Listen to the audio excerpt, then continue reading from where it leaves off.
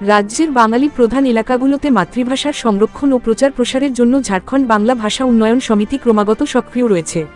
এরই ধারাবাহিকতায় আজ বলিয়াপুর পিএমসি আপগ্রেডেড হাইস্কুল ডাঙ্গেপাড়ায় সাধন চ্যাটার্জির সভাপতিত্বে বাংলা ভাষা উন্নয়ন সমিতির পক্ষ থেকে বাংলা পাঠ্যপুস্তক বিতরণ কর্মসূচির আয়োজন করা হয়।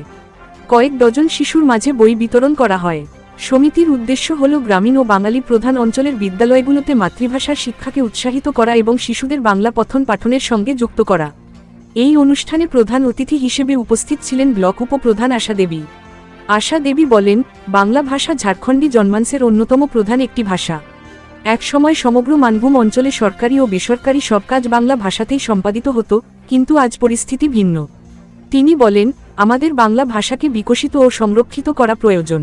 অন্যদিকে ঝাড়খণ্ড বাংলা ভাষা উন্নয়ন সমিতির প্রতিষ্ঠাতা বেঙ্গু ঠাকুর বলেন, বাংলা একটি প্রাচীন ভাষা। এই ভাষা বাংলা, বিহার, ঝাড়খণ্ড, ওড়িশা এবং অন্যান্য অঞ্চলেও বলা হয়। বাংলা ভাষার বিকাশের জন্য 1952 সালে ভজহরি মাহাতোর নেতৃত্বে কলকাতায় এক বিশাল র্যালি বের করা হয়েছিল। একটি ষড়যন্ত্রের অধীনে এই ভাষাকে চেপে রাখার চেষ্টা করা হয়েছিল। মাতৃভাষা আমাদের সংস্কৃতির পরিচয়। বিদ্যালয়গুলোতে বাংলা শিক্ষক ও বইপত্রের নিয়মিত ব্যবস্থা থাকা উচিত। আমরা সরকারের কাছে দাবি জানাচ্ছি যে, সমস্ত আঞ্চলিক ও ভাষাগত বিদ্যালয়গুলোতে পাঠ্যপুস্তকের শতভাগ প্রাপ্যতা নিশ্চিত করা হোক এবং বাংলা ভাষাকে বিকশিত করার কাজ করা হোক। আজ ডাঙ্গাপাড়া পিএমসি উৎক্রমিত উচ্চ বিদ্যালয়ে ঝাড়খণ্ড বাংলা ভাষা উন্নয়ন সমিতির পক্ষ থেকে বাংলা ভাষা উন্নয়ন সমিতির সংস্থাপক উপপ্রমুখ আশা দেবী, মুকুল দাস, লালজি পোড়াই, পরিতোষ ঘোষাল, নারায়ণ পাল, স্বপন মাহাতো প্রভৃতি বাংলা ভাষা উন্নয়ন সমিতির যে আন্দোলন, তার অগ্রগতির জন্যে এই পিএমসি উৎক্রমিত উচ্চ বিদ্যালয় ডাঙ্গাপাড়ায় আমরা আজ ছাত্রছাত্রীদের মধ্যে বাংলা ভাষার শেখার প্রতি যে প্রবণতা দেখে এবং এই বিদ্যালয়ের যে প্রধানাধ্যাপক শ্রী কৃষ্ণপ্রসাদ জি, তিনি যে উৎসাহ দেখালেন, তাতে আমরা অত্যন্ত আপ্লুত। বাংলা ভাষাভাষী 54% বাংলা ভাষাভাষীর মানুষ থাকা সত্ত্বেও বাংলার পঠন পাঠন স্কুলগুলোতে হয় না। বাংলা ভাষা পড়ানোর বিশেষ উদ্যোগ বিহার সরকার করেছিল। আমাদের উদ্দেশ্য ছিল ঝাড়খণ্ড হওয়ার পর বাংলা ভাষা এবং বাংলার সংস্কৃতির উত্থান হবে, কিন্তু অত্যন্ত দুর্ভাগ্য যে আমরা নিজেরাই এর জন্য উৎসাহিত নই। যার জন্যে সরকারের তরফ থেকে বাংলা ভাষা পড়ানো যে বিভিন্ন প্রাথমিক থেকে উচ্চস্তরের শিক্ষা সংস্থানগুলোতে হওয়া উচিত, আমরা সরকারের কাছে সেইভাবে আমরা বিশেষভাবে পক্ষ রাখতে পারিনি। যার ফলে আজ আমাদের ছাত্রছাত্রী যারা বাংলা ভাষায় শিক্ষার যে বিকাশ হওয়া উচিত সেটা হয়নি। আমাদের অনুরোধ সরকারের কাছে এবং বাংলা ভাষাভাষী অভিভাবক এবং বাবা মার কাছে যে প্রত্যেকটি পরিবারে ছেলেদেরকে যেন বাংলা পড়ানো হয়, বাংলা শেখানো হয়, বাংলা লেখা হয় এবং বাংলার শিক্ষা এবং সংস্কৃতির প্রতি তারা জাগরুক হন। ধন্যবাদ। आज पीएम श्री उत्क्रमित उच्च विद्यालय डांगेपाड़ा में बांग्ला भाषा उन्नयन समिति की तरफ से छात्र छात्राओं के बीच पुस्तक वितरण किया गया।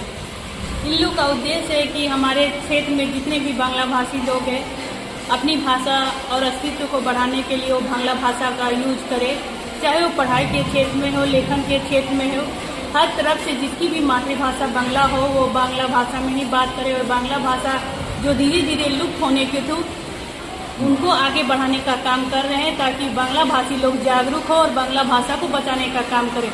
और इन लोगों ने पहला कदम पीएम श्री उच्च विद्यालय डांगेपाड़ा पर पुस्तक वितरण करने का प्रयास किया है। इन लोगों का भी मैं बहुत बहुत धन्यवाद करना चाहूँगी, क्योंकि भी किसी भी क्षेत्र की हो, किसी भी राज्य की गरिमा अपनी भाषा और संस्कृति को लेकर है। और आज इन्होंने जो बांग्ला भाषी के लिए प्रयास किया कि हम लोग की बांग्ला भाषा भी बची रहे, आने वाली पीढ़ी में बांग्ला भाषा का उपयोग हो, इसीलिए इन्होंने हमेशा प्रयासरत किए ताकि हमारे जो बांग्ला भाषी लोग हैं उसको बचाने का काम करें। सभी को मेरा धन्यवाद। परिचय।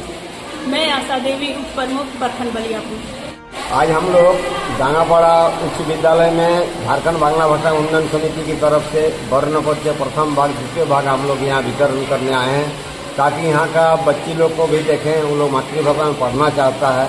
ये भी हम लोग बहुत दिन से 26 साल से लगातार आंदोलन कर रहे हैं और विद्यालय के प्रधानाध्यापक का जो भी आते हैं हम लोग को बहुत सहयोग करते हैं। और एक बात हम आप लोग को बार बार कहना चाहते हैं, विनोद बाबू के साथ हम बहुत दिन राजनीति सामाजिक काम किए। उन्होंने हमेशा कहते थे कि झारखंड में तभी बचेगा जब अपना संस्कार, अपना संस्कृति, अपना भाषा को बचाइएगा।